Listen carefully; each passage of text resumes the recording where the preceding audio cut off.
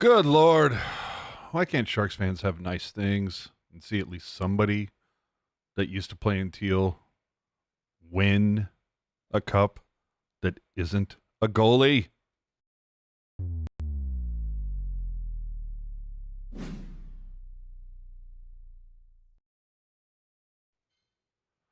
What up, everybody? Welcome to Teal Town Live here, Teal Town, USA. Remember, if you are not subscribed, you need to do so right now. All those interactive channels are available to you.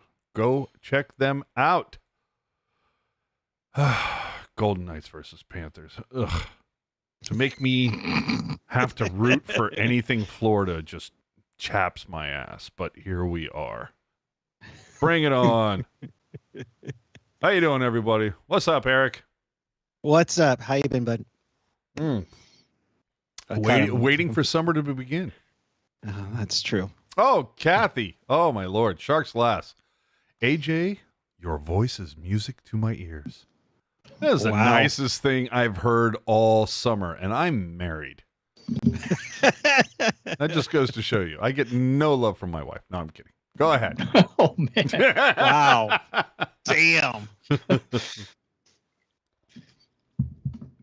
Bring it on, Eric. What are we talking about here? Oh, okay. Well, let's just get right into like the recap of the damn conference final. We obviously did not get the matchup that we wanted, which was Burns versus Pavelski. Instead, you got two series, one in the East where, Carolina becomes victim of being clawed by the Panthers, which is weird because their football team's named after the Panthers. Sergei Bobrovsky becomes like the hottest thing that hit a Florida beach, and then keep it up, buddy. Tkachuk, and Matthew Tkachuk, like on Logan Couture ultra clutch in playoffs. It just seems like craziness. We'll start with the East guys, and Ian with you. Surprised this went 4. I know we predicted a long series, but I'm surprised this one finished up really, really quick. Yeah, I mean, the Carolina Hurricanes are frauds. That's the moral of the story here. This team, this team has busted so many brackets for me that I have no faith in this team. And then they finally convince me. They finally convince me they're for real, and then they get swept. I hate the Carolina Hurricanes. I hate them. They like, for a team that has like no effect on the Sharks, like I hate this team. Like I'm curious to see what they do. Can I ask you, is it with the hatred of a bajillion suns? Yeah, it really is. Like for a team that's like not a rival at all, like I said, it's like the furthest thing from anything offensive to Sharks fans. Right. I hate them because like I just think they're frauds. And I'm curious to see what happens, because overall, I think this is a good team. I think you can look at the fact that they were playing without basically an entire top line of players. So I think when you look at that, but I'm curious, man, they got contracts coming up. Dundon's an interesting fellow.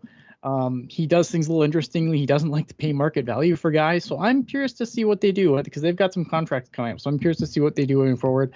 But I'm really bitter with them because I finally believed in them and they get swept. I forget, did them getting knocked out early, did that like fuck up their pick that they got for Burns? Like, would it have been better if they'd gone deeper or no? I can't remember. I don't remember. I mean, getting conference finals is pretty good, right? So I feel like that's usually the threshold for a lot of those picks. I don't know that answer off the top of my head. All right. I'm just pulling up Cap Friendly right now. San Jose will receive the later of either Carolina's 2023 third or Philadelphia's third round pick. But I still think that's like the silliest way to phrase that. It's they're going to receive the later of it's going to be the later. Yeah, it's going to be the latter. They're going to receive one of these two. It's always going to be the one lower. Correct. Yeah, they're gonna be like, oh, you know what? We're feeling generous today. You can have the higher pick. The only exception to that was when the Sharks gave the Lightning the option to have the higher pick, and they ended up getting Vincent LeCavalier out of the whole freaking thing about 25 years ago. The only time the Sharks won the lottery. Exactly. AJ, the Western Conference Final. I think we were all hoping for Dallas to pull through, but they just hit up a juggernaut in Vegas. Pavs did what all he could, but Jamie Benn did Jamie Benn things. Dude, how the 2 games they won were without Jamie Benn. How do you start Jamie Benn in Game 6? How do you not bench his ass? If he's not the captain, is this even a thing? I don't give a fuck if he's the captain. Like, DeBoer, have some balls. Like, dude, we are talking about a league that is drowning in superstition.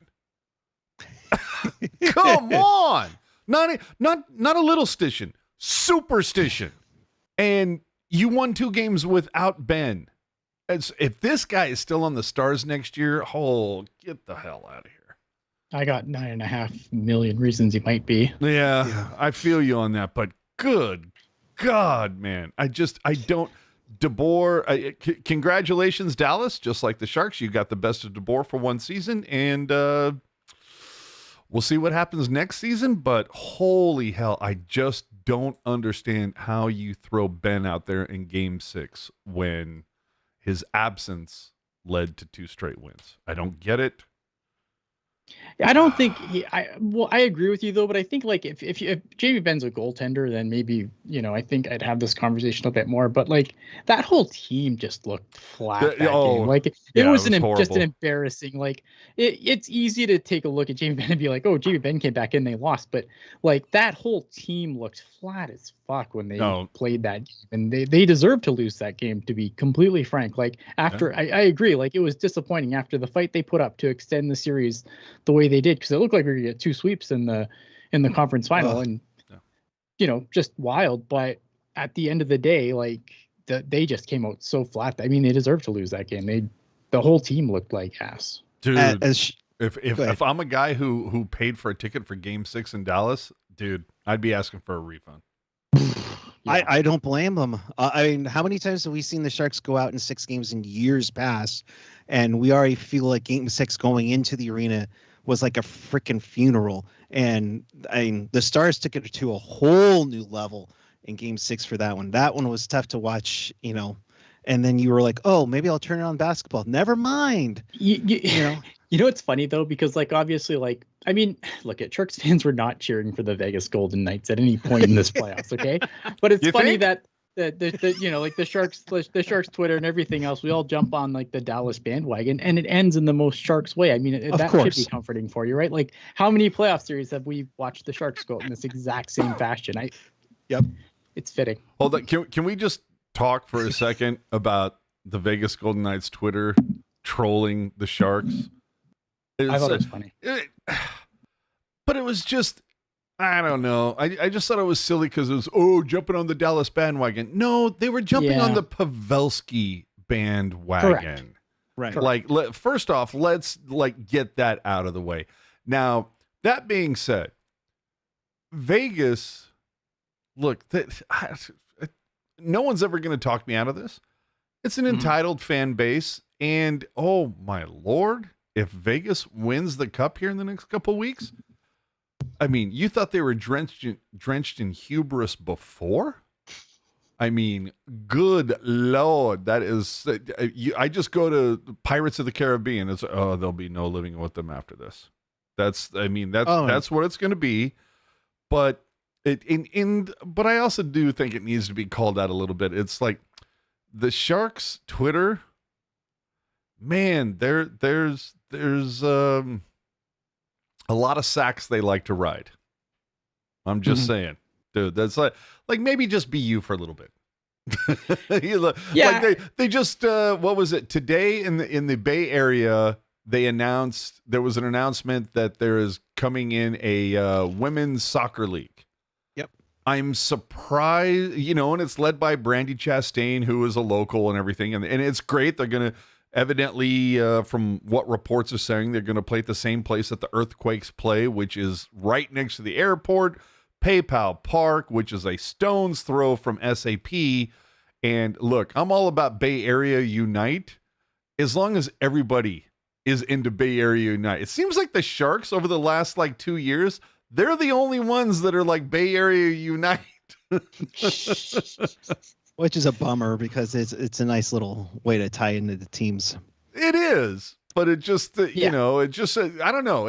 I don't see like I don't see the Athletics or the Giant like the Athletics is probably a very bad example. a horrible example. But like the Quakes, the Giants, the Warriors, I don't see them. Well, obviously the Warriors have their own championships to deal with, but I just don't see other teams like, you know, I hate to say this, but dick riding other teams when they're having success the way that the Sharks do, especially like with the Niners this past season. You know, it's just like, look, let's celebrate each other. And if the other teams are kind of like, remember the Athletics? Wasn't it the Athletics a couple of years ago? They were like, their Twitter was rooting on the Golden Knights? Raiders. Oh, it was the Raiders. There you go. Yeah. Well, after they moved to Vegas. Stop. Be you. Don't worry about what other teams are doing. Just be you.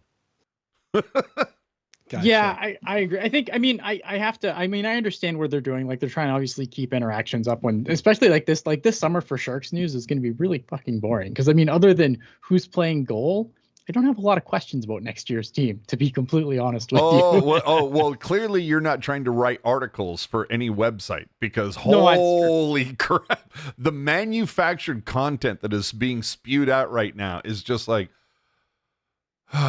just take a summer off, man.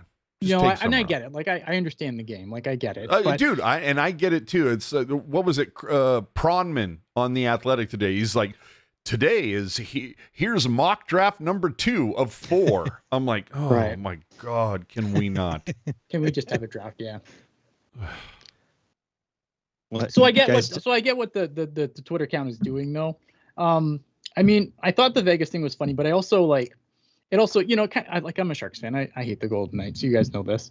I don't know, man. I hate punching down. Like the one thing that I always try not to do on this channel and on Twitter in general is punch down, right? Like it's just not cool. And really? So I mean, I feel like you smack the shit out of me on a regular basis, but all right. I don't feel like that's punching down. That is punching on the level, and that is fine, AJ. But like, you know what I mean? So like, I don't like the fact it's like, you know, I think a lot of people point out like you're about to go to the Stanley Cup Final and you're talking shit about a team that was like 29th in the league or whatever the fuck the Sharks were. Like, right? Where's your head at? And I get that. Like punching down sucks, but at the same time, like Sharks Twitter had it coming. Well, yeah. I mean, you poke the bear, you're going to get clawed. But again, it just still comes back to the whole thing of like, if for those of you who have ever seen, I think it's the second. What was the second? Episode 9 or episode 8 of Star Wars. What was it called? Was that The Last Jedi? Was that what it was called? Yeah, I think so. Yeah. Something along those lines. Yeah. Either way, the big quote from that entire movie was, "Let old things die." That's how I feel about any mention about Game 7. Let old things die, for Christ's sakes. Did somebody say? I mean, could you imagine? Guys know how I feel about Game 7, Wanks, and like obviously that's because I mean, what are you gonna do at that point though? Like, I mean, no, and I get it, but that's the only punch you have left. But could you imagine if Twitter existed like back in like 95, 96 when Detroit wins the cup? The Sharks are like, yeah, but we knocked you out in Game 7 the year before. Oh, my God. Christ almighty, let it go already. Yeah. We were in our AOL chat rooms at the time with that. Dude, prodigy. Right? Oh, man. All right. Let's get on with it now. Now we recap. Is there something else to talk about? Unfortunately, it's the Florida Panthers and the Vegas Golden Knights. One thing for certain, the Stanley Cup will be won for the first time. Oh, I thought you were going to go, one thing for certain, one of these teams are going to win. I mean, it's the same thing, but yeah. Right. But it is the 6th time in like 32 years that there is a matchup of two teams that have never won the Cup. I mean, you go back, I think the first one was like Pittsburgh, the North Stars in '91, among others. Vegas, it's their second go around. Oh yeah, Vegas and the Caps. Yep. Yeah, Vegas and the Caps. You had Dude, the Ducks and nobody the could Sens. party like Ovi, baby. Oh. Nobody. I can Just hold my I can beer. only imagine what the parade will look like for either one of these teams. Oh, dude, could so- you imagine Marchessault's Instagram? Oof. Don't waste my time, Mucho Salto. Oh God, don't get me started with that jerk off. But we'll get going with like a matchup between these two goaltenders here. Sergei Bobrovsky has played out of his mind after Would you say he's a bobcat? Oh Yes. boy, wow, didn't see that coming. Taking on former Shark Aiden Hill, which apparently everybody's deciding to clown on the Sharks for that trade. Oh but my God, dude, that is you want, and Hockey Jerk knows this. Oh yeah, It's the biggest bunch of revisionist history I've ever seen. Ever. And there are other people that I've seen. It's I can't believe we traded a second to get him and we give him up for a fourth. He sucked for He was when hurt, he too. wasn't injured. He sucked for the Sharks. Right. The Sharks were lucky to get a fourth for him based on his performance. Now you can make the argument. You can sit out here and debate, like, did the Sharks give up on him too soon? Sure, that is a valid argument. You can make that argument. But to sit but I mean, there what are they going to do? right? But to sit there with, and you look at when they got rid of him, you kind of go, well, they're kind of out of it already. But the Sharks were scrambling. Let's be honest. I mean, Wilson was out the door. Joe Will was running shit. So it's, they were trying to flip the ship. I get it, but they got market value. There are some people that will tell you that Vegas may have overpaid to get Aiden Hill based on his performance. So the ones that sit there and, we gave up a second, but only got back a fourth. Market value, man. You like anybody who's saying this has clearly never played the stock market. Here's the other thing too with that, right? Like Aiden Hill, if you look at the Vegas Golden Knights depth chart, he's their fourth best goalie. Yeah. yeah. Robin Leonard's injured. He would be the starter. Logan Thompson would be number 2.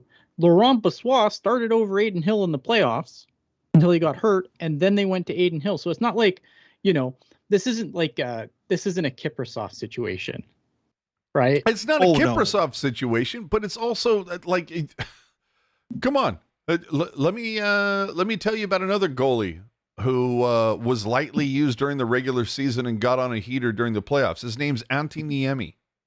Yep. Or if you're a Columbus fan, Steve Mason. And what happened to that fucking guy?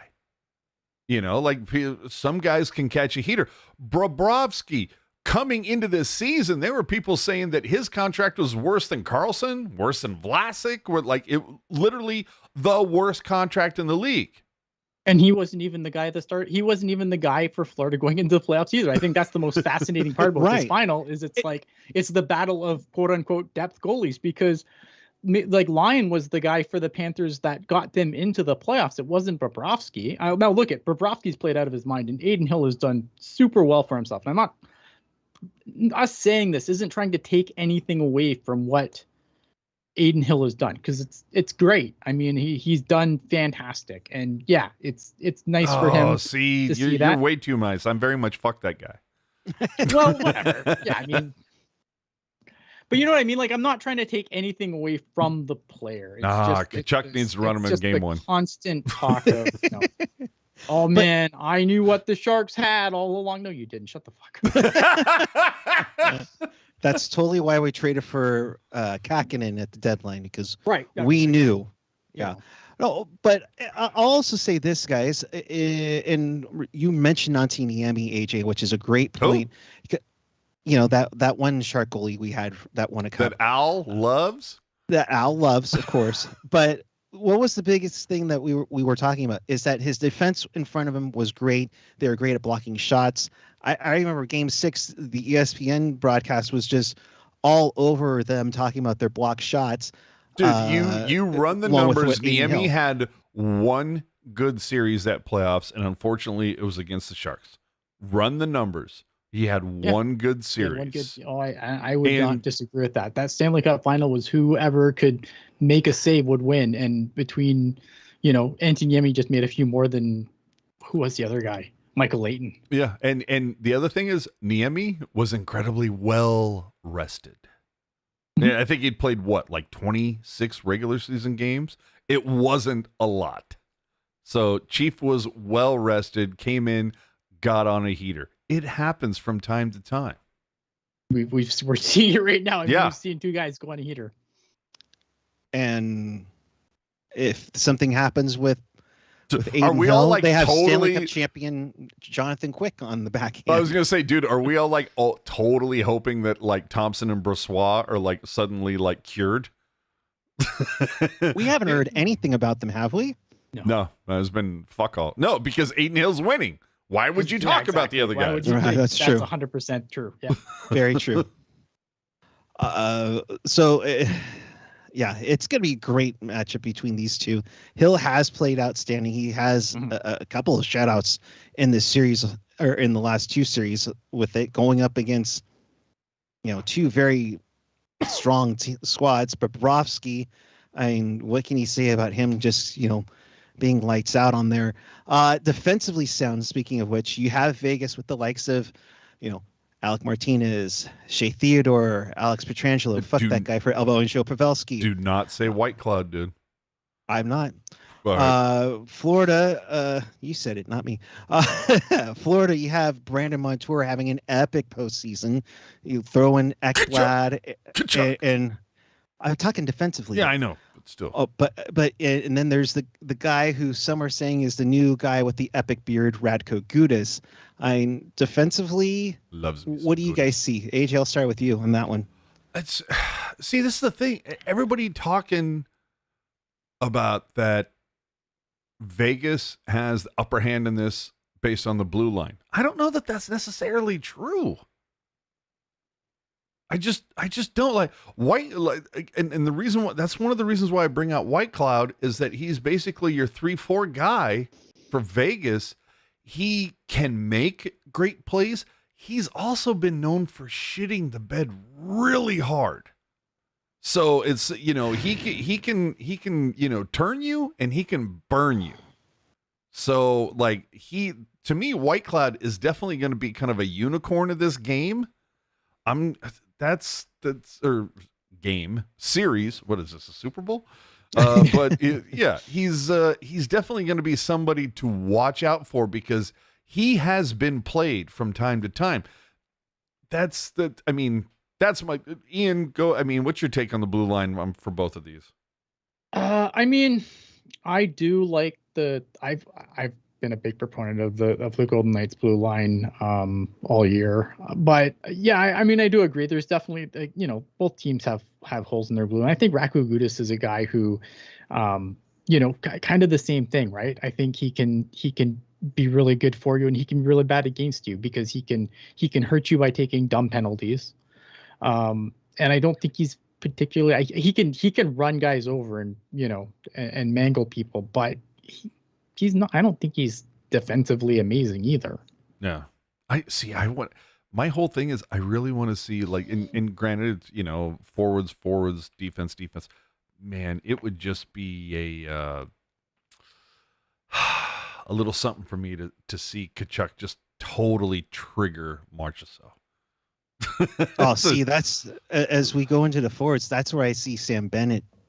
There's another one. And Sam Bennett is, I mean, correct me if I'm wrong. When I hear the name Sam Bennett, I think of dirty hit from Calgary on Shimmick. Am I thinking of the same person? I believe you are correct. Yeah. Yes. Wasn't he like the dirty piece of shit who ran? Oh, he's a nasty Yeah, piece but of work, Sam Bennett. but he drilled Shimmick with a hit in the half boards. Yep. And like knocked Shimmick out for like that might have been Shimmick's first concussion. Yeah. Aye. He's a nasty piece of work. See, and Sam so Bennett. you look at Shimmick, you look at Bennett. and I kind of go, has Vegas who's the nastiness on Dallas? I can't see that there really is anybody. Nobody's Suter, maybe. Heiskanen is not going to be that guy. Ryan Suter, okay, maybe. Suter, yikes. Maybe. Who did Vegas play in the second round? Edmonton. And I mean, look, dude, that's all skill, all thrill. You know, you got Dry, you got Kane, you got McDavid. I mean, maybe Nurse. Yeah, Nurse has maybe. a mean streak to him. Like Right? Nurse can do some nasty shit to you. And then who did Vegas play in the first round? Was it Winnipeg? Winnipeg. The Okay. Jets.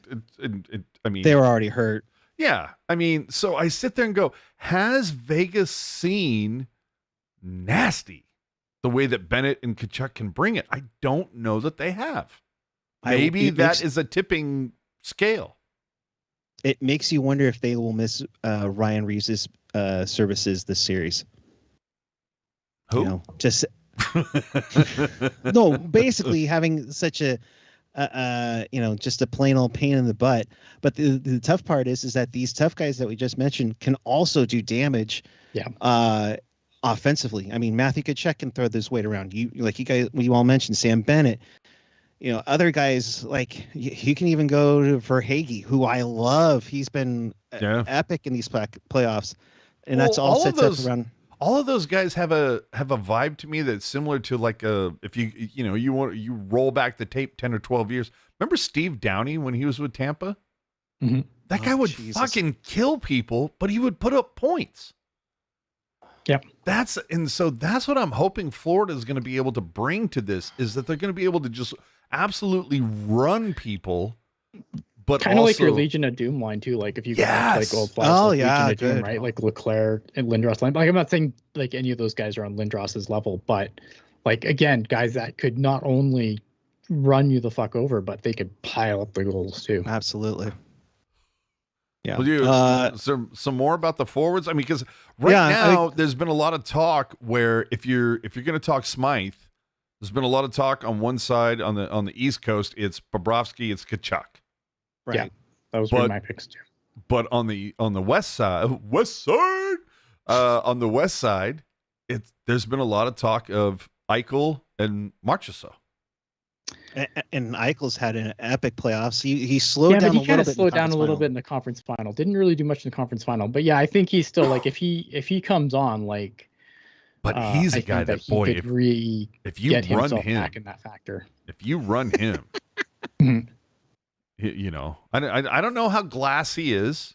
I don't think so. Like, I mean, he had the one neck surgery was simple. But see, and here's the thing, this is where my concern would be if I'm the Florida Panthers, is I think the guy that they're going to circle is going to be Mark Stone. I could see Stone. I could also see March. I think Mark Stone's the guy they're going to go after because Mark Stone's already been playing the playoffs, reportedly not 100%. So if you're one of those, you know, if you're going to start running a guy, Mark Stone's probably the guy you run. And I think that if you get caught playing that game, that's where Jack Eichel thrives, because then no one's watching Eichel. Everyone's trying to take a run at Stone, and Jack Eichel will just fill the net. I totally agree with you on that, but I also say Marchessault is going to have a target on his back because. Well, I think just he'll have a target because he's just a pain in the ass. He's like no, Kachuk, but right? But he's a pain in the ass, but he's a Corey Perry type pain in the ass in that he's talented. He can get shit done. But Corey Perry was a bigger guy. It's, to me, Marchessault is a little bit of a Pavelski. And not in that, just that he's a smaller guy that can score, but he's also the heartbeat of the team. Marchessault, to me, is the heartbeat of Vegas. Yeah. No, I agree. agree. I think he's the sandpaper guy. Like, he's the guy. If he's the target, if he's the guy you're running, then that's working as intended, because that's the guy they want you to run. Because if you're running Marchessault, you're not running Stone, you're not running Eichel.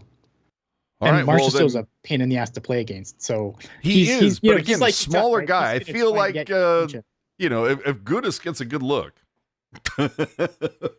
As long as he screams in his face, though. He's Yeah. a pain in the ass to play against. Yeah. And I think that's why that's why you have a guy like Marshall on your team, because he's a guy who's going to get a lot of the attention from the guys that are going to want to, take a number. If you got guys taking a number on him, he's played his role perfectly, and it allows guys like Stone and Eichel more room to maneuver. Either way, are you anticipating like a good Cup final? Like this feels like this is if it doesn't go 7, I'm going to be disappointed because it feels like just a quality matchup. Like before this, everybody was saying at the beginning of the final or beginning of the playoffs, it was just Boston versus Edmonton, and Boston's going to take it because they have this and they have better defense and blah blah blah blah blah. I mean, at this point, this seems like this has the opportunity to be kind of a quintessential Cup final. Yeah, I dig this Cup final a lot. Yeah. I think it's, both teams took an interesting path to get here. Florida, especially. I mean, Florida, right? On a, pretty Cinderella run. I mean, if you go back to, a week before the season ended, the Florida Panthers weren't even a lock to make the playoffs, let alone be in the Stanley Cup final. But that's what I'm saying. Obviously, I mean, dude, you look who had Florida beating Boston in the first round? Fucking nobody. Nope. Nobody had that. And then it was like 0.5% of the brackets had it. Yeah. So it's like, yeah, and tell me that they all of those picks weren't based in Sunrise or Miami or some surrounding area. And then Vegas, I remember when Jerk and I did our picks before everything started, I was sus to see Vegas get out of the second round. Yeah, I think that's as far as I had them this going in my bracket. They had them second rounded out. So it's just like, I mean, nobody could have predicted this, and of course, nobody except residents of Nevada want to see Vegas, which goes further to the point of like, man, how talented do you have to be? And I don't mean talented on the ice, just talented in just with your entitlement and hubris of just like, oh, everybody hates you. Everybody hates you. Nobody is rooting for you. So, and with that, let me put in Berg's comment here. I see Vegas winning in 4 or 5. The layoff for the Panthers is going to hurt them. Eric, I mean, do you think the Panthers are going to be hurt by that layoff? I think they'll lose game 1. I think they'll come back and win game 2. But and then those first 2 are at Vegas. Yeah. That's a win in my book. Yeah, that's a split in my end if that's the case. But if Vegas dominates kind of like how they did against Dallas, this could be quickly. I mean, like I said, I forget where I think I was on Discord the other night when I said it. I said my heart says Panthers in 7, but my gut instinct tells me Vegas in 5. All right. Because you have $500 million that you gave to Gary. Sure. And you want some reimbursement. Yeah. Oh, let me hold on. The game's never been stronger. Hold on. I have to reach for my tinfoil hat. Ian, I mean, dude, did Otter just have a horrible series? Like, I think Otter was really hot and cold during the playoffs. Otter, see, the thing that I've always said this, the thing that separates the good goalies from the great goalies is that eventually the book is going to come out on you, and then you have to change the book. And I think Jake Ottinger is a guy who, he's starting to have enough games now that people are starting to figure out where they should probably go on him, right?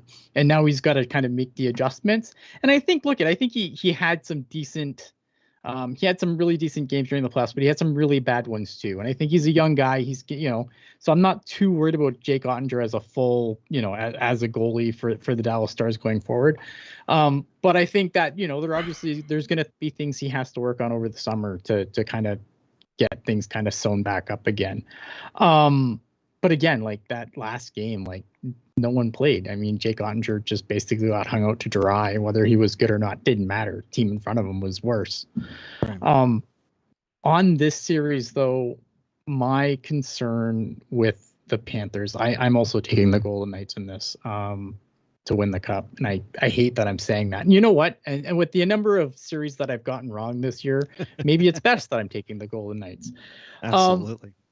Dude, I had Edmonton and Boston in my final. So my concern is that for the Florida Panthers is that Sergei Bobrovsky is a good goalie. I don't think he's an elite goalie. I don't think he's even particularly a great goalie. I think he's a goalie that got in a hot run.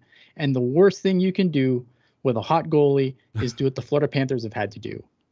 Sit around for 10 days.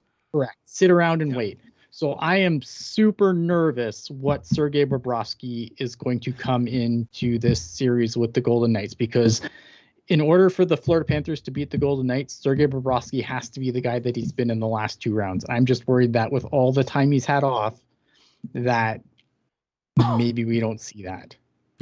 And I like Berg in the chat. Just occurred to me, what if Jumbo had stuck around one more year with the Panthers? They probably wouldn't have made it to the playoffs. I mean, great. I mean, Joe Thornton would be watching from the press box. Yeah. Even if he was, right? Like, pretty much. I mean, had they Vegas, gotten there. Vegas has Phil Kessel sitting in the press box. It'd be the same thing for Joe Thornton. And I love Joe Thornton, but let's be honest, like Joe Thornton, like he needs to call it a career, and he will. So let's get back to the picks here. So Ian, you're saying Vegas wins? Yeah, I'm taking the Golden Knights, and I don't think it's going to be particular. I think Golden Knights in 5. I hate myself for saying, but I don't have enough faith in Sergei Bobrovsky to come back after 10 days and play the way that he had. I think this time off is the worst thing that could have happened to them, especially with Dallas dragging things out unnecessarily. Maybe he read a book. Who knows? I don't know. Eric, what do you think?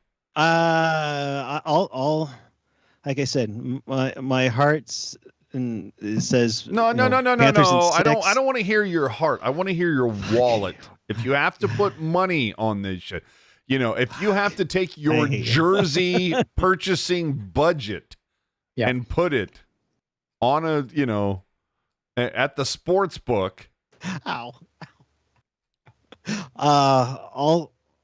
I'll take a chance and say Panthers in 6. See, that hurt so bad. I pulled my back there. Oh fuck. Okay, back to you, Jay. I'm not, and I'm not going with a prediction. I'm just going with what I'm rooting for. No. I'm just going for what I'm rooting for. I'm hoping it's Panthers in 7, and the reason why I say that, I do think the Panthers have a decent shot at this, because again. Well, I think they like it. If Bobrovsky doesn't completely fall apart, it'll be a series. Sure, but that's a big if. Yeah. But I mean, again, like Tkachuk is going to be a huge factor in this. Some of the other names we talked about earlier, huge factor in this. But for me, again, it's not what I think is going to happen. I just have to go with what I'm rooting for. Of course, I'm not going to root for. Is my life going to collapse if the Golden Knights win the cup? No. It's big, whoop-de fucking do. Okay, you got a cup. Good for you. And they're gonna sit there. Their fans will sit there and troll the Sharks, despite the fact that Vancouver hasn't won it for like 15 more years. But whatever. But I mean, but guys, it's not a rivalry. Of course not. Now let's mention one thing. Sorry, AJ. Jerk will be in attendance for Game 1, so there could be a jerk bump for Game 1. That's why it's so maybe the Panthers show up Game 1. I'm rooting for the Panthers in 7, and it's twofold. First off, Vegas loses, but the second one is that Vegas has home ice in this, so it would be Vegas losing Game 7 at the what the hell do they call that thing? Their building, the Fortress. Yeah, the Fortress. It would be them losing at you talk about heartbreak. Losing game, and I can say this to you, Eric, because you were there. Oh, hold on. It's been 0 days since we mentioned Game fucking 7. You were there for Game 7. Hell yeah. and how ridiculously like loud and obnoxious, and everybody was elated. Could you imagine Vegas losing Game 7 in overtime? Oh. Oh, What I was you thinking, know what? They say this shit is scripted. If that's it, chef's kiss. Script it, baby. Yeah, I mean, if- look, I want to make something very clear here. I am not Go ahead. cheering for the Vegas Golden Knights in this final. I'm just like, That's I, good. I just want to make this abundantly clear. I'm not we cheering get for them. I will Oh. again, like I would be Race happy. Racist fan rocks 4 says the Panthers feel like the 2012 Kings. a little bit. All A right. little bit, yeah. I can definitely bit. see the parallels there. But again, I worry about Bobrovsky after this time off. That's the thing I keep going back You need to stop worrying about Bobrovsky. I hope Bobrovsky you know what? Here's the thing. When does this shit start? Saturday, right? Saturday. Yes. If Saturday, at the end of Saturday, it's what, 10? They start at 5 o'clock Pacific.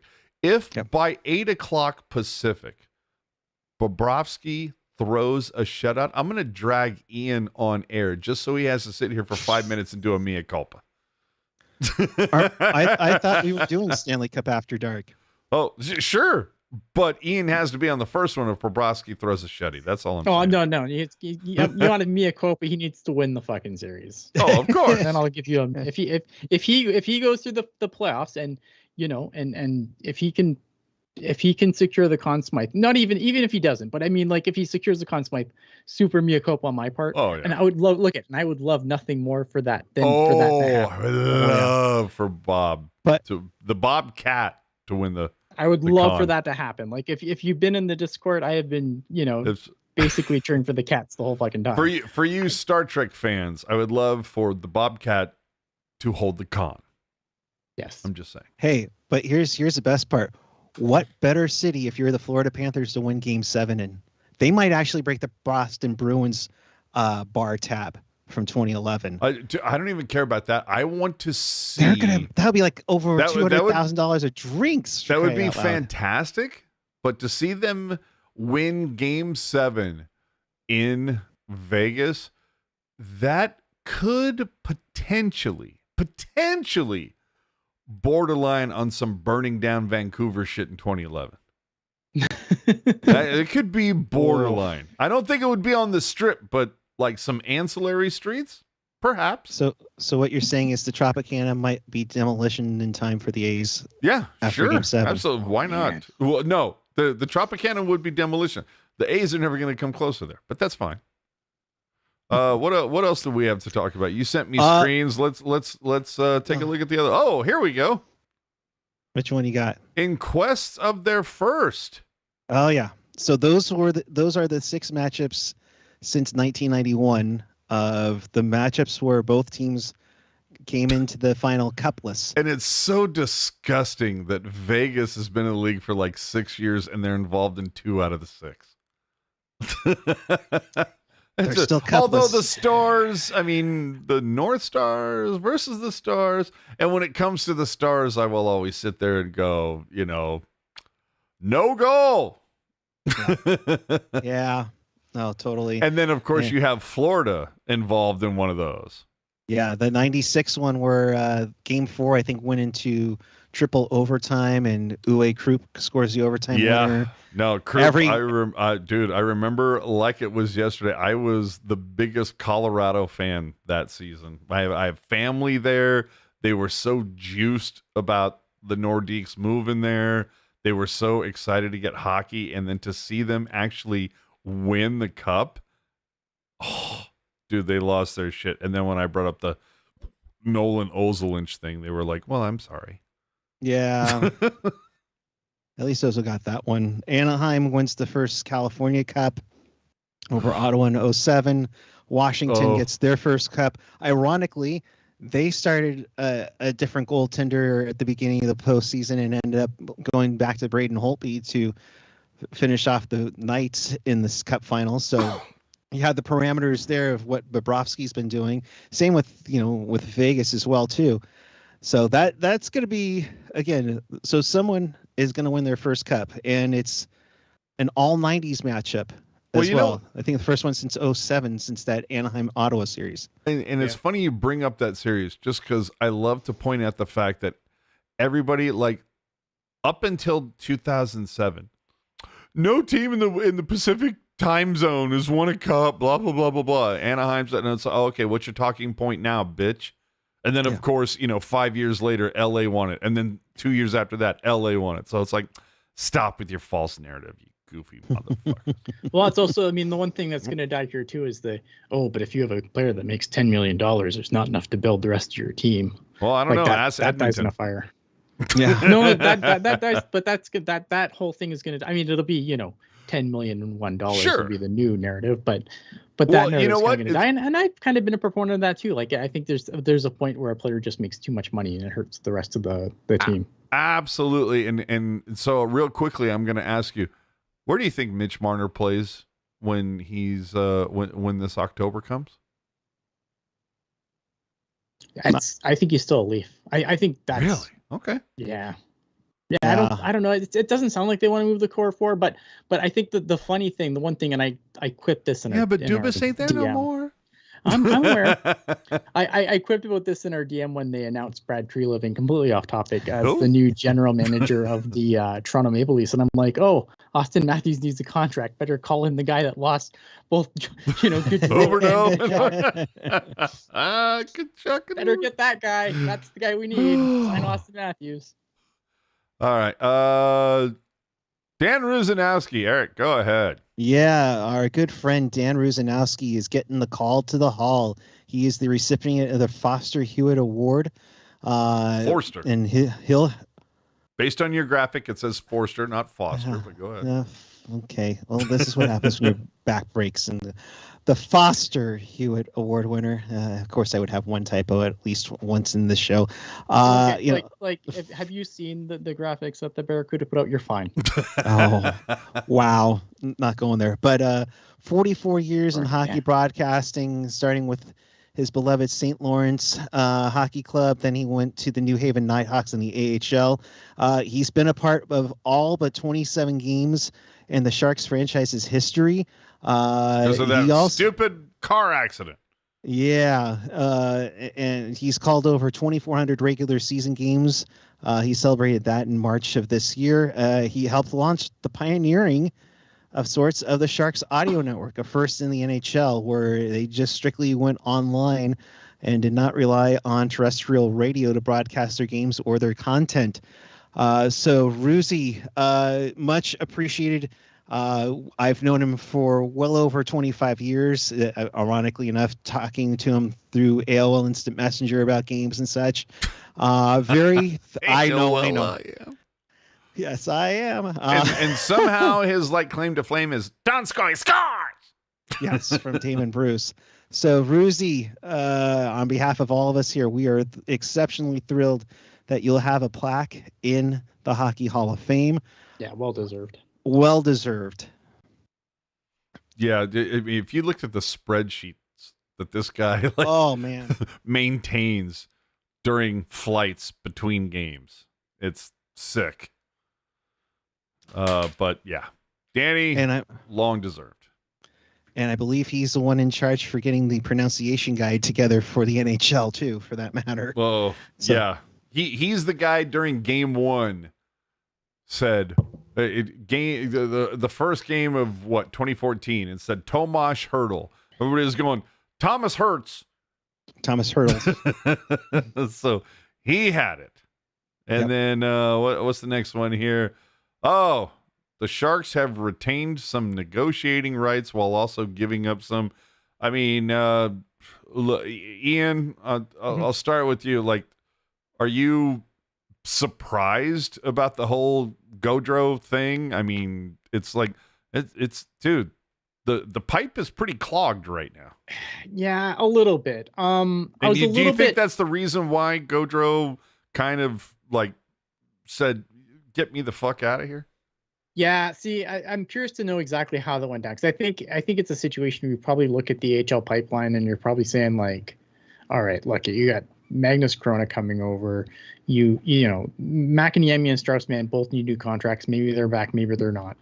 But I think when you look at that situation there, like obviously I think McIniemi, the organization still seems pretty high on. I don't know how they feel about Strauss-Mann. I still think Aaron Dell's in the mix next year. Jesus, are you serious? Really? Hold on. Do you mean as a coach? No, I think he's the guy that they keep around to try and do the same thing they did this year, right? Where it's like, you know, Aaron Dell is the guy you have to push out of the net. You don't think Jonathan Quick will be available? Yeah. I don't know. I mean, and again, I base this on nothing. I base this just on my own past history, thoughts, right? Yeah, like I don't have any inside information here, so I don't want anyone going and running with Ian said that Aaron Dell's back. Book it, baby. Like, you know, don't do that. I don't have any inside knowledge. Head Don't down book to the any. Tropicana and throw some coin down. Throw some coin down on that. I mean, as far as like Ben Gaudreau, so I haven't actually had a chance to talk about this yet. I'm disappointed there, and I understand that his numbers in Sarnia aren't anything like super eye-popping, and I think that Ben Gaudreau obviously also gets kind of a bad rep because, you know, the one game where he was in prime time in the World Juniors didn't go so well. I don't think the team played particularly well in front of him either, though. So I think, you know, I can understand why Sharks fans are like, no big loss, but I still like them. And I'm kind of disappointed that he's going to re-enter the draft. Will he turn into something? Who knows, man? I don't know. But I don't think that like a lot of, you know, I don't think Magnus Corona is that much better than him, to be completely honest. Like, I just think Magnus Corona is big. And maybe I'll be wrong. Maybe he'll be, you know, super awesome for the Barracuda next year, and I'll eat my words, and that'll be great. I'd love to eat my words on a goalie prospect just once. The other guys they didn't bring back. Gil Martin and McHugh.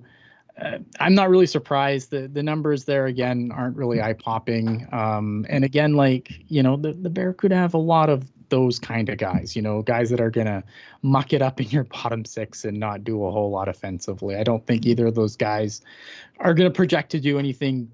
You know, I don't think they're gonna be big NHL guys. So, you know, they'd probably be guys that would stick around for the Barracuda for a couple of years. And I think, you know, the Sharks I'm kind of like how the Sharks are doing this a little bit, because I think the Sharks have been a little too loyal to some of the guys they've drafted and give them like I'm sorry, you think runway? the Sharks have been too loyal to people like, say, Marlowe and Thornton? And yeah. I think that they've been a little loyal. So I know like a lot of people like, you know, on the surface level, it just seems like, oh man, they're just getting rid of all these Doug Wilson Jr. guys. And I think there is, you know, a level to that, but I don't think that's like the sole thing. So I think if you look at these players and, you know, you kind of see where they would probably project, it's the right move to walk away. You don't want to do that with like all of your guys, obviously, because again, you're kind of just wasting draft capital. But I think walking away from one or two is fine. Well, out of the list here that Eric put together, I mean, is there anybody that that kind of like makes you go, that's a choice? That they kept? Yeah, that you're just kind of like, yeah, that's a choice, or are you just kind of like, you know what, that's expected. I think it's expected, right? Like some of these guys, like your Reese Laubach, your Modoni, like I want to see what these guys kind of do when they move up, because a lot of these guys are going to be college guys, right? So they just need to bona fide them until they go to college, and then you retain their rights while they're in college. So I think they're just going to see what these guys do in college. I think much about Reese Laubach, obviously, other than I think he was like the local guy. If I'm correct. I don't know. Like, I just look at the team and I'm just like, all I can hear is Peyton Manning. Omaha! That's all I hear. Yeah. I don't know, man. Like,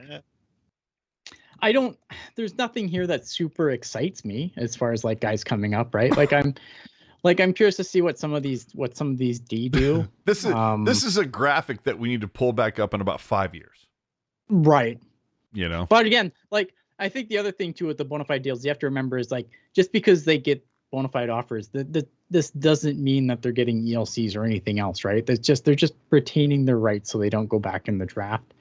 I'm fine with this list. I'm fine. It's not like these guys are guaranteed entry level contracts or anything. So I don't know. It's literally it's us mining for content. Pretty much, yeah, it really is. That's all it is. Anything else come down the pipe? The only thing I would say is for those who pay attention to the social media and, go to Sharks games, it appears that the new penthouse lounge that is being built among the, the crow's nest of the 207, 208, 209 sections is coming along quite nicely. With any luck, I'm sure we're going to get an invite to, check it out, take some photos before it's officially released. And I think I'm just going to put it out right now that dibs on that. So, what's dude's name from Locked On again? JD. Yeah, JD. And who's what is it? Fin Factor. Fin Factor and JD. Dibs. We're calling dibs on this one. But we'll see. What are you talking about? We'll having buffet with them next to each other. Sure, absolutely. Why not? So feed us all, baby. Feed us all.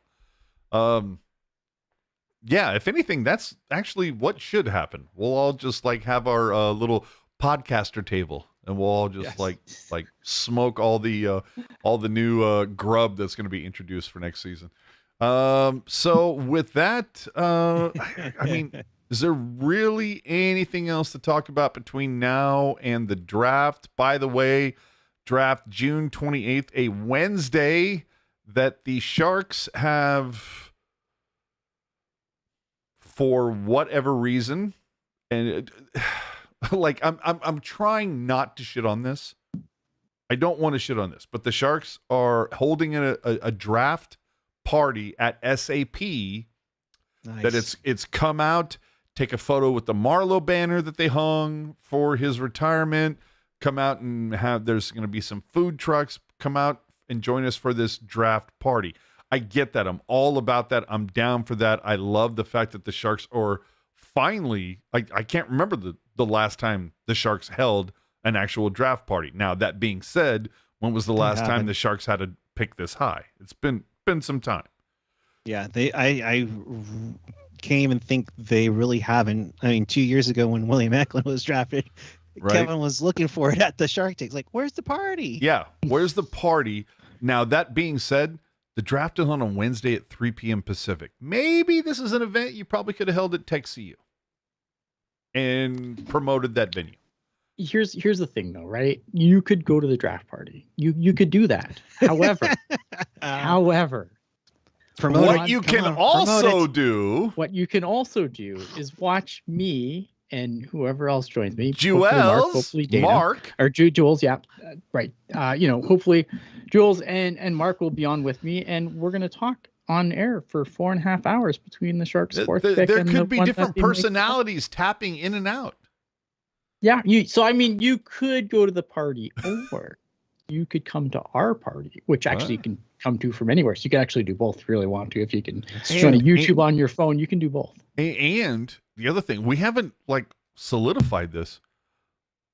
We don't even know that when Ian starts the draft show, 3:00 Pacific, Wednesday, June 28th, we don't even know that Eric might be posted up at the draft party at the tank.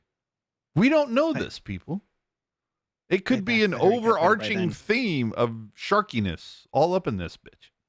Yeah. So I gotta wrangle in the others that are, but I have booked it off, so I will be here streaming with or without. 4.5 hours, bitch. 4.5 hours. We'll see.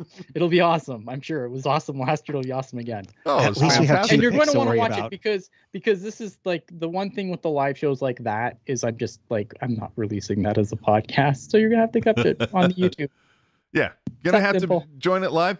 And here's the other thing that we're all hoping for, ladies and gentlemen. Last year, the thing that made it go as long that it did was the fact that the Sharks traded down. Will the Sharks trade down this season? Doesn't matter. They have 2 picks in the first round. Yeah. But that's what they have right now. Correct. That's what they have right now. And one of those picks. Could you imagine it comes up to what is it? Pick 28 is their second one. 26 somewhere in there. And they traded out. They trade out Good, the first they round. And we did well for trade down. Hashtag I that's can't so remember the Sharks. other pick. Yeah, they would do that to me too. I think. Yeah. It's me watching. It's like, oh, Ian's on, eh? Fuck that guy. Once again, I think I've done this like multiple times off the air. Ian, I'm so sorry I had to go to England the day of that draft. No, party. that's fine. It was fine. We had a good time. No, yeah, we had a really good time. Hold on, I'm seeing this in the chat. To quote AJ, oh hell no. Okay, now what is that from? Because I know what that's from. Eric knows what that's from. How does anybody else know what that's really from? That's a great sounder from Instagram. Have you played that? Oh yeah. Oh yeah, that's one of my sounders. It's the but you actually haven't played the video of it. No, I appreciate that. I appreciate. You're that. welcome. Yeah. I wouldn't do that to you. Oh hell no. A few people only saw the video. It's frightening. But Burge, I think Mark was responding to Burge saying, "Does everyone think the Sharks are drafting Will Smith over Mishkov?" Oh, okay. Can we talk about this for a second? Look, I understand. Y'all need content. I get it. Here we get go. it. No, I'm not picking up on anybody like, oh, he's talking shit about this Sharks beat writer or that Sharks. No, it's not Sharks beat writers. It's the NHL as a whole. We don't need to read 20,000 fucking mock drafts. I love mock drafts. I fucking hate them. I hate the idea of like we're gonna waste people's time talking what could be, what might be. No, fuck that. Show me the article the day after the draft happens that you get both. Analyzes what did happen. Here's the thing with mocks, right? I think the problem is like a lot of people do them, but a lot of people that do them probably shouldn't. Okay, sure, but let's be honest. Why are they doing it? Because if they get it right, they can sit there and oh, I'm so awesome. I'm so great. Fuck you. You're not going to sit there and own all the times that you made a prediction and you shit the fucking bed. I will be the first one here to say my bracket got fucking brackets. Torn. But I think it's dude, there's my a bracket right? this year got fucked by a sandpaper dildo with no loop. Whoa. That's how bad my bracket. I can't remember the last time I have posted a bracket that did this fucking poorly. I can't remember the last time. Same.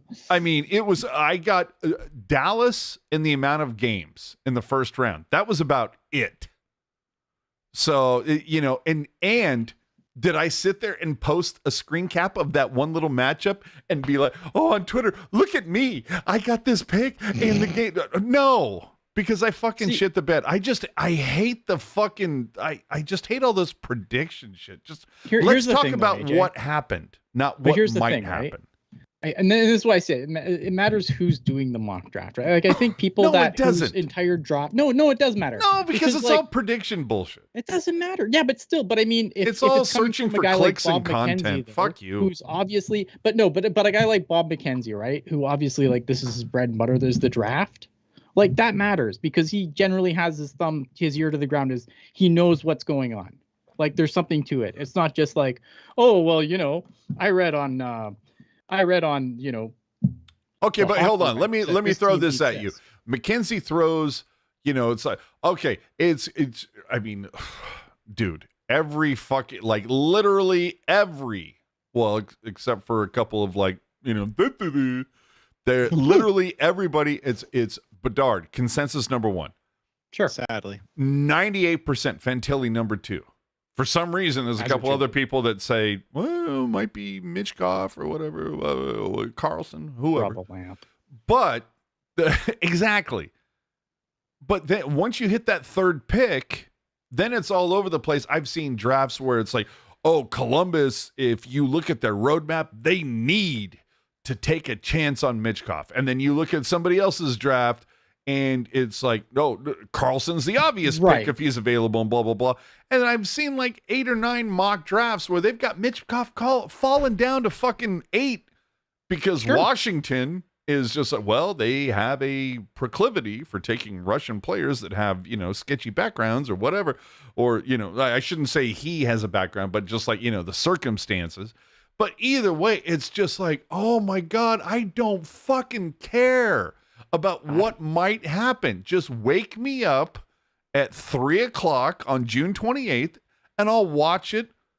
And I will sit there and I will watch Ian and Jewels and Mark, and I will sit there and watch them struggle to fill the dead air between those 5-6 minutes between every fucking pick. You know what I mean? That's what I'm here for. That's where I get. Dude, I've already put in That's where I come in. PTO. I've already put in PTO for that just to watch Ian, Jewels, and Mark. That's what I'm here for because last year was fucking stunning. It was awesome. That's where I come in from the tank, and then we find out with the 4th overall pick, the Sharks select defenseman Dmitry Simashev because he's tall. Dude, here's my whole thing, dude. I'm very much a fan of putting your money where your mouth is. I am so of the belief. Screen cap this now if you're watching. Bedard number 1, Fantilli number 2, Carlson number 3, Smith number 4. Because I don't think Smith is the pick there. I actually would like to see the Sharks take a chance and go after Michkov. But I think they will take Smith because, Beantown, baby, Boston ties. That seems to be this whole team's fucking thing right now. Yeah, but they do like the Russians though, and they do like their Swedes, and they do like their Boston players. I feel like I was really going to say, interesting. but I feel like if you're going to rate Boston, Russians, Swedes, I think Boston so far over the last year I don't know. has like taken the fucking pole position. You know what I mean? Mukhamadullin, Zetterlund. You're right. Yeah, but okay, and you know what? Out of both of those picks, I think one of them was good. I'm not a big fan of Zetterlund. Mukhamadullin, I like, but But yeah, I mean, Oh. they like their Swedes, they like their Russians, they like their Boston. I don't know, players. We'll see. dude. If this team takes one more fucking Boston affiliated player, I'm gonna lose my shit. All I'm waiting for is the sponsorship from like Sam's Chowder House if that happens. Come on.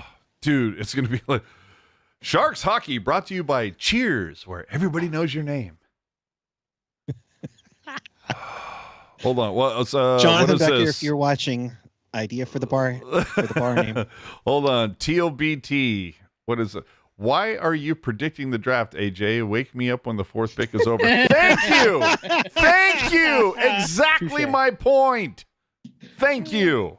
So basically, AJ, did you just do a mock draft just now? No, I didn't. That was the whole You did. thing. You did. I did. No, I didn't do a mock I'm draft. I writing this on I Showtime. didn't It's gonna be AJ's mock put draft. out It's there.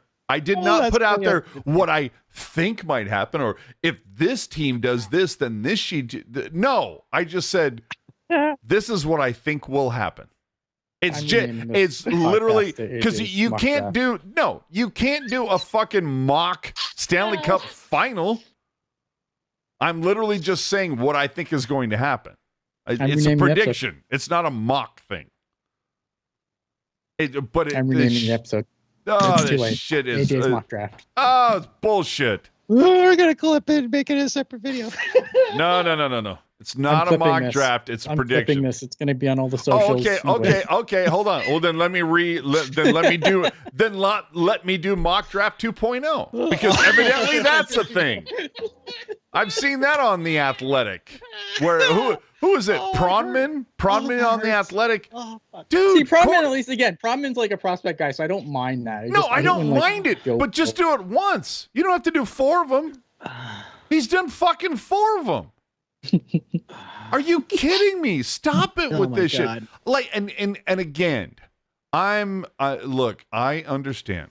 Content is king. We need to manufacture content.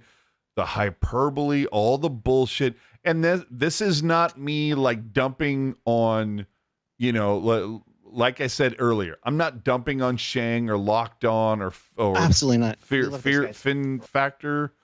I'm not dumping on any of those guys. I understand content is king. You need to generate content. You need to generate clicks that generate some money, blah, blah, blah. That's your jam. I respect it. That's your hustle. Totally get it. It's not ours. And, you appeal to your crowd. We appeal to this crowd. Sometimes they cross section, and it's a beautiful thing. I want to talk about what is, not what might be. But see, that's the whole thing. That's me. So Eric and Ian and Jules and Kevin and Mark and all, they can come on here and talk about the mock stuff, and I will sit here and watch it. I will grab a tennis shoe and beat myself over the head with it while I'm watching it, going, oh, why am I watching this crap? But it's because I find these guys very entertaining. But it's like, I don't like talking about what might happen, what could be. I want to talk about what did happen.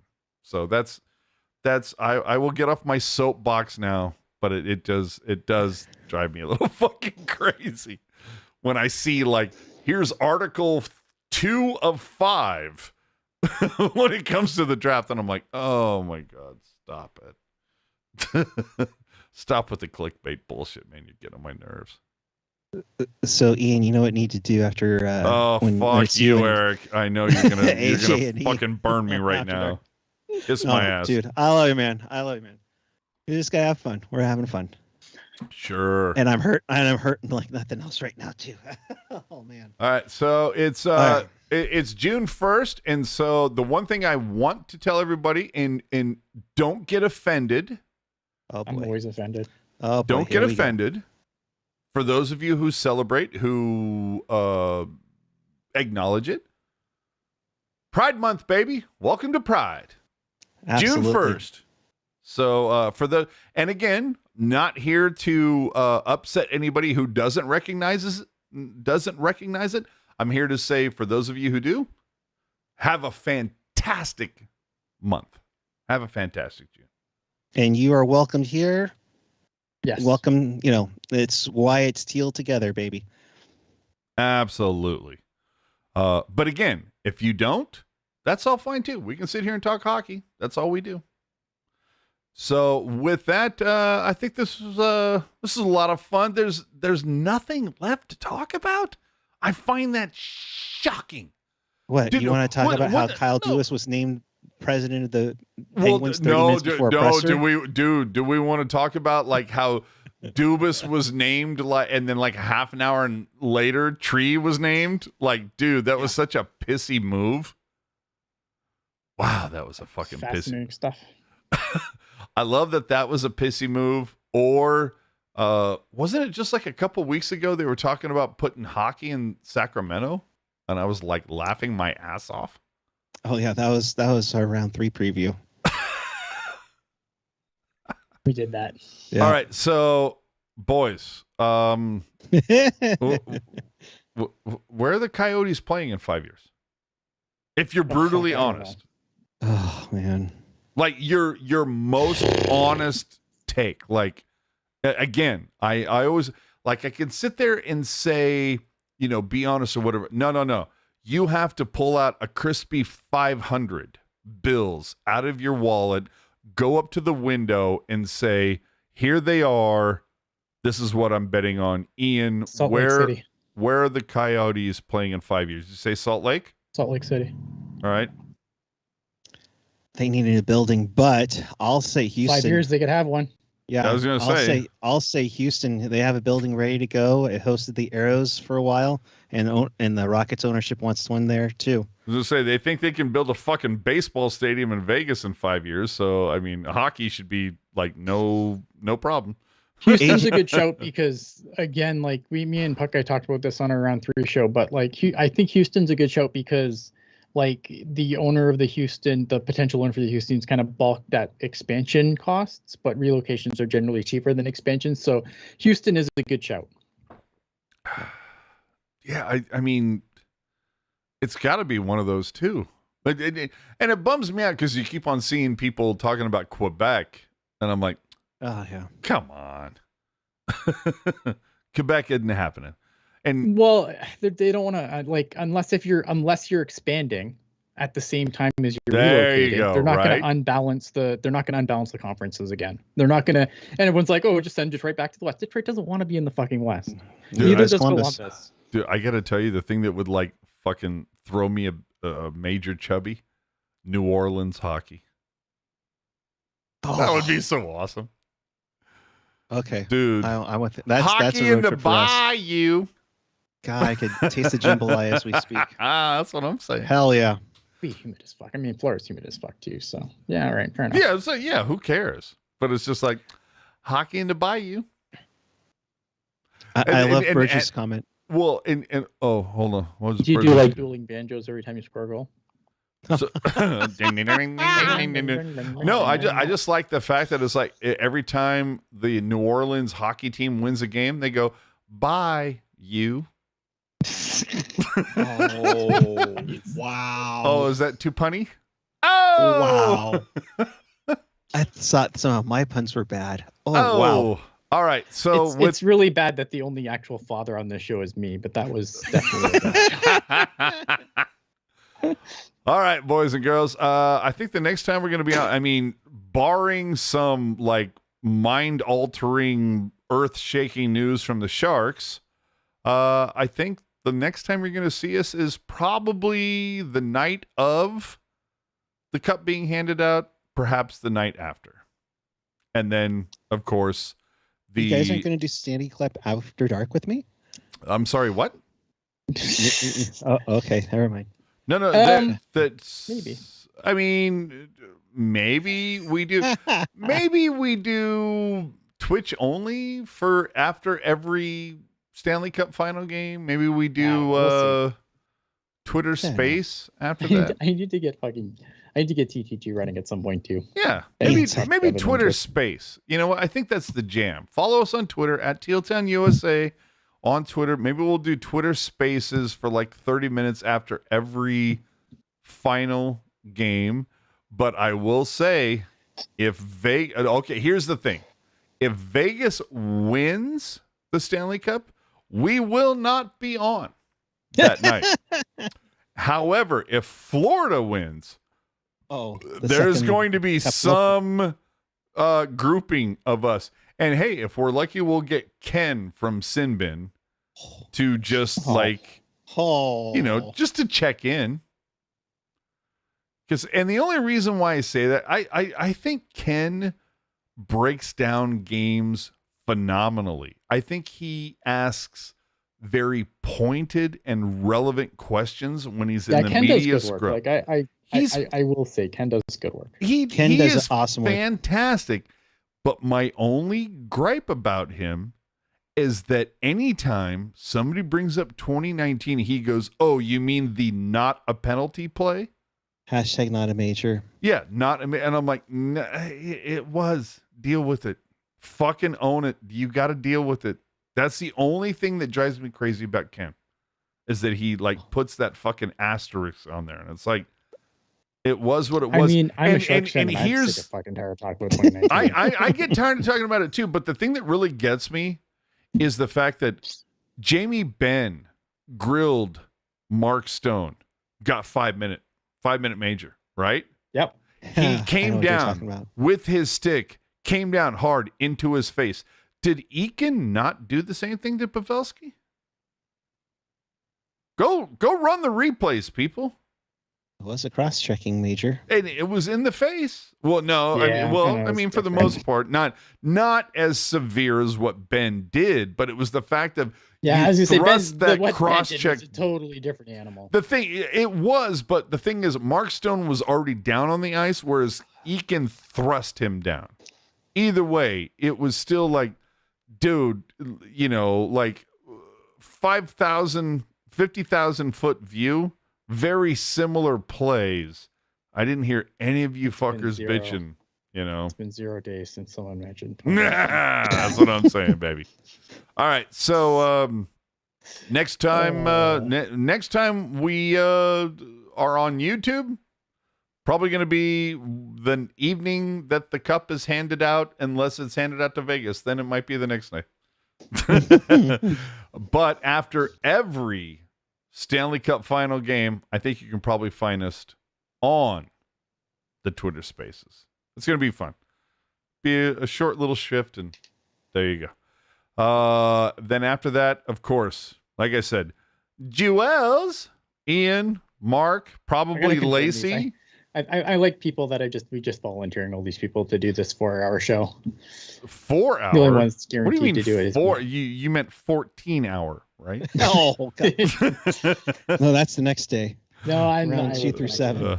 No, I'm not doing 2 through 7. it's gonna be solid. But yeah, June 28th. I just volunteered all these people. Between that, and then of course, I mean, I almost feel like we need to do a show on the 29th just to make fun of the draft hats that Fanatics is putting out. But maybe we'll do that the day before. We don't know. I don't know. Fanatics sucks. Getting a solid following. So with that, thank you guys so much for joining us tonight. It was fun to talk. God, it seems like it's been a while, at least for me. Too bad Jerk only showed up in the chat for like the first 20 minutes, bitch. So with that, we will see you following game 1 on Twitter Spaces. Thank you guys so much for joining us on this June 1st. Wow. It comes around, doesn't it?